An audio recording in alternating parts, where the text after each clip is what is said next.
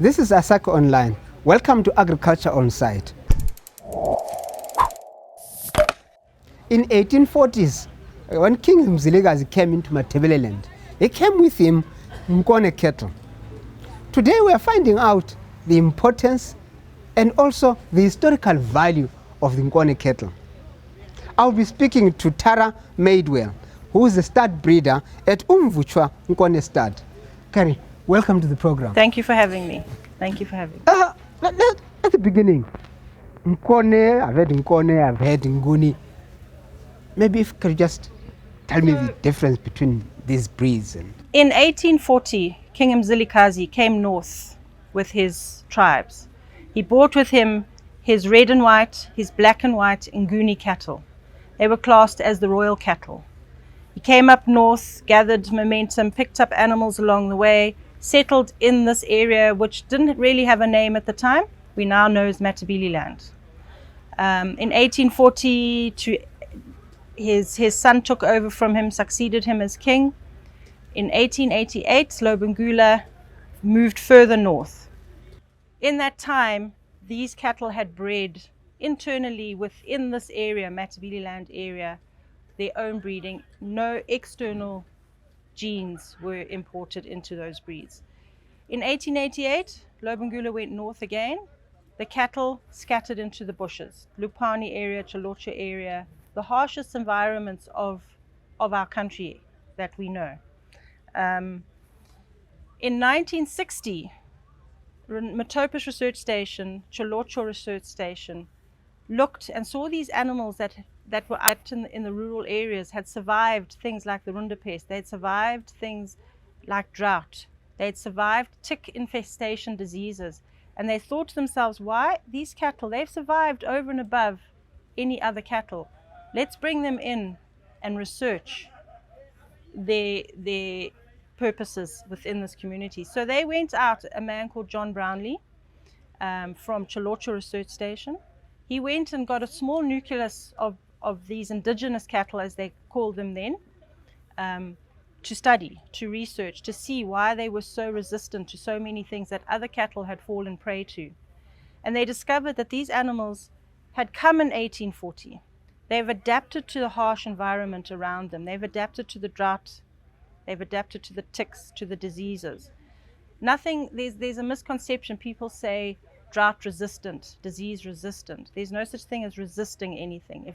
If there's no food, you will die. So they became more drought tolerant, more disease tolerant, and fertile. They produced in our harsh environment without hindrance, whereas other cattle weren't able to conceive because they couldn't keep a proper body condition. So what they found out about these cattle is that they had adapted to our environments. They had adapted to the harshness, to the heat, to the drought, to the diseases. And from 1960, they brought those cattle in and they started a little herd of, we now call Nkone, because although they came from the Nguni cattle in South Africa, they have bred themselves into our own ecotype. So we have our own genetic pool within our country that has given us the status of Zimbabwe Nkone cattle, and they've been given the breed status within our country as an indigenous Zimbabwean breed, because it has bred internally for almost 200 years now. Right. So this King's cattle, what really are the special traits, about the Nkone that now you mentioned? So the special traits are that they're a smaller framed animal. They need less maintenance to keep conditioned in harsh environments. So for example, if you're going through a really difficult drought, they will browse the leaves off a tree. They will make anything available to them, they will convert into energy for themselves to keep their bodies functional and fertile. Well, throughout Africa, in fact, Africa has thousands of indigenous breeds, and researchers actually found that many of these indigenous breeds are actually now under threat for various factors, like, you have had crossbreeding, you also had changing climatic conditions, among other factors. I'm keen to find out, you went into breeding this Nkone with why? So for us, a sentimentality story, and it's a proud story. We, in our area that we live, King Lobengula had his Umvutcha crawl. We started, our core business is vegetable growing. We needed cattle to regenerate our soil. In Zimbabwe, we are farming on much smaller properties, much smaller tracts of land. So you've got to make the land work to its best ability, and you've got to give back to the land to get out. So we got some cattle to regenerate our soil. There we saw the potential to value add to having cattle. And because we live in the area where King Lobengula lived, the Umvutcha crawl, and our farm is called Umvutcha Farm, we decided to go bring the king's cattle home. So that is the sentiment side of it. The productivity side of it is because the animals are fertile, mothering animal. They will survive in the harshest conditions with little input. I use the example through this last drought where we lost many cattle around Zimbabwe. We, at the height of the drought, our cattle graze on the veldt. They don't get fed. However, at the height of the drought, we brought them through with 2 kgs of maintenance feed a day through the drought. So they came home, they got a little bit of food just to keep their condition going. I had an almost 96% pregnancy diagnosis positive. So 96% of my herd fell pregnant in the time they should have fell pregnant because their body condition had kept up with very little maintenance. And that's what we're looking at in this country. Your bigger framed animals need a lot more to put in. Your smaller framed animals need less, and you get more kgs per hectare with your smaller framed animals. So economically, it makes sense. Because many, you'll notice farmers have also gone for, yes, as you say, the exotic breeds, you know, with that main aim of getting more meat on their animals, and also, no doubt, to get more income, you know, at the sale. What is the situation with this breed? So there's nothing wrong with your bigger breed animals, bigger boned animals. Every animal has its place in the system.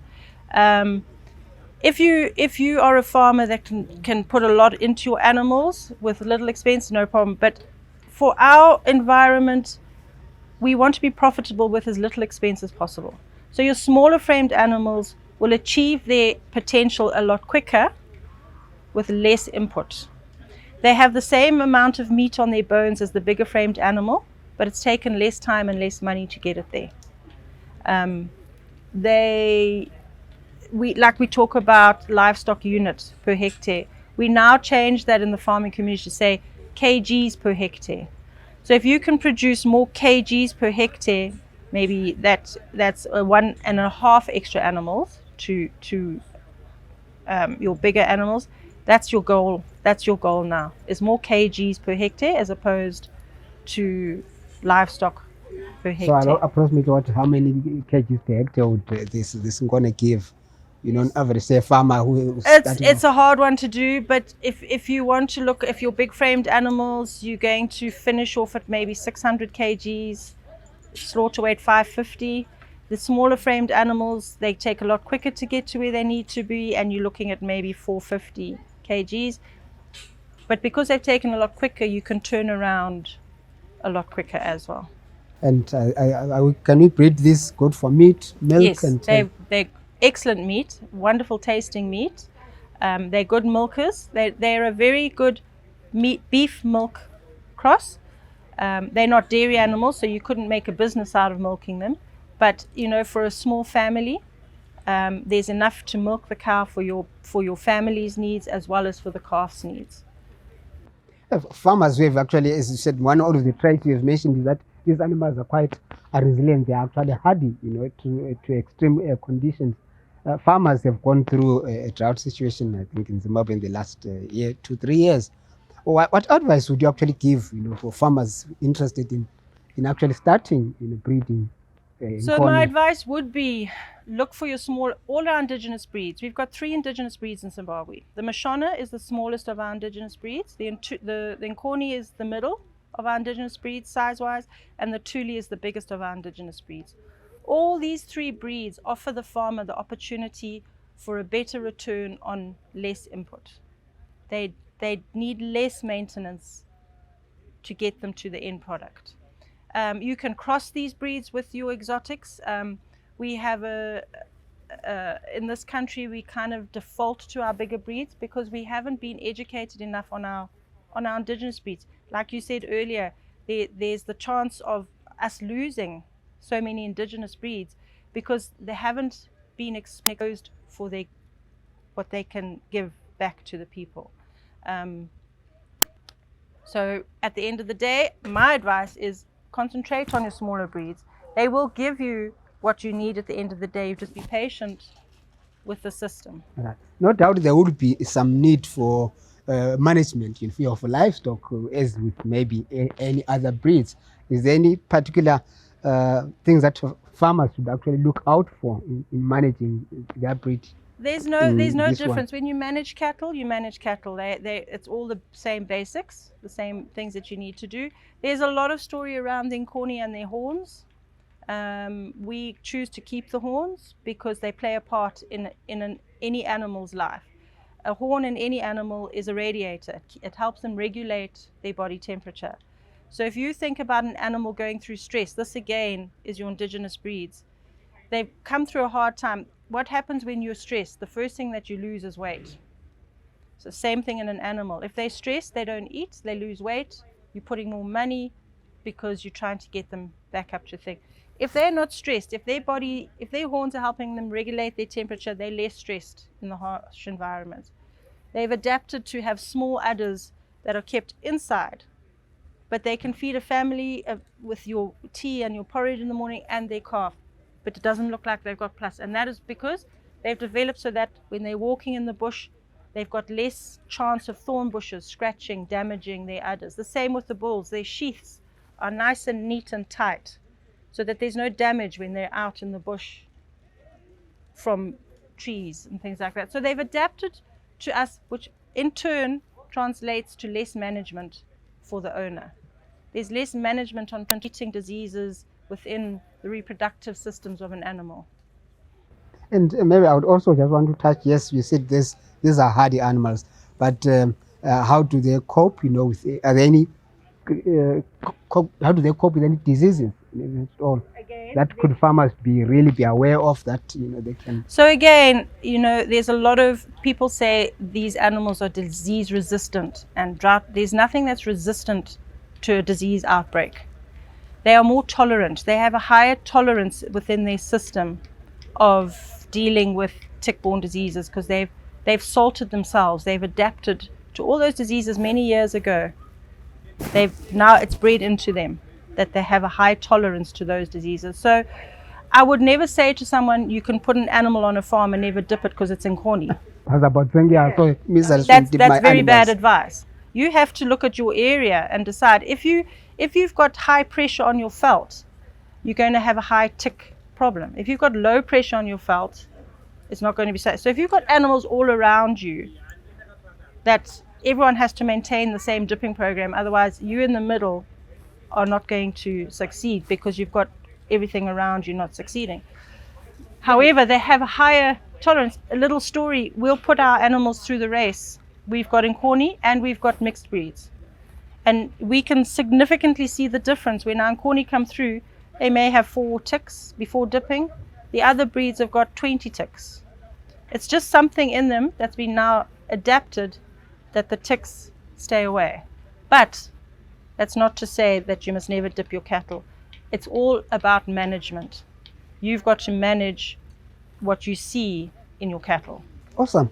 You are here at the trade fair and we are showcasing a number of animals. And maybe you could just tell us why are you here and what are you showing? So our main reason for being at the show is to educate the people on our indigenous breeds. We have, as you said earlier, we've lost so much information about what's available to us locally. We've stuck on bringing in these exotic breeds, these Brahman, the Simmental, which are excellent animals, but our people know those because they've been brought in everywhere. Our own breeds that live in the rural areas get forgotten. We are here to showcase our animals because obviously we love our animals, but we're here to educate the people on why we should be going back to our indigenous breeds. All three indigenous breeds, not just Nkone, all three of them have a very strong part to play in our cattle industry. That's basically why we're here. Yes, if farmers want to access these animals, they can come to your stud. Where are you located? There's 4 studs in Zimbabwe, 4 registered Nkone studs. But there is a show in Harare in June, the Adamar show, that has it's only indigenous breeds that are on sale. It's an auction. So that's your best place to start. Come to the Adamar show in Harare, come to the indigenous breed sale, register as a buyer, even if you don't buy something there, you have the opportunity. But from there you will get the contacts for all the other farmers in the country that carry the Nkone cattle. Awesome. There you are, farmers. The livestock fit for a king, in fact, the Nkone breed. I was speaking to actually Tara Maidwell, who's a breeder at Umvutcha Nkone Stud, who was actually explaining to us about the importance of breeding, the Nkone, and farmers, the benefits that farmers could actually derive in breeding this type of cattle.